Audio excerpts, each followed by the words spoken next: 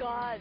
Ang dami nito. Oh, grabe! Sa'yo, ate. Ay, this is real. This is... Oh. Totoo siya talaga. Oo, totoo siya. Oh. Hindi inano, oh. Saan tayo pupunta?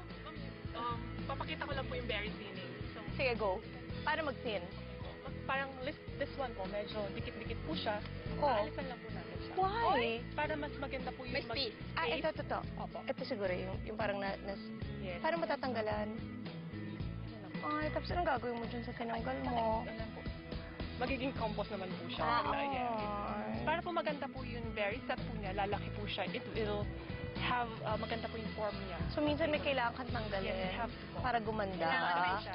May space po. Can you make tanggal? Yes po, sure ma'am.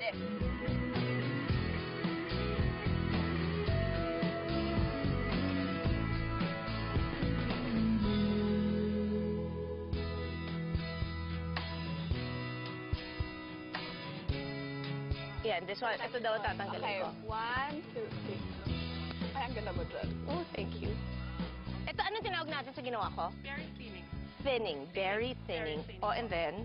Tapos after po nito, after around 60 or 65 days, mag-change colors na po siya. From Anong green color? to purple? Purple to reddish.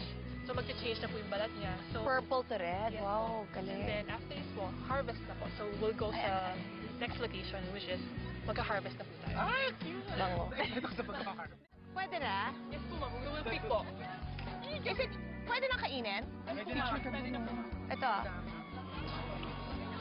Ang sarap. Fresh from the my Mmm! Tamis? Try mo po, Eric.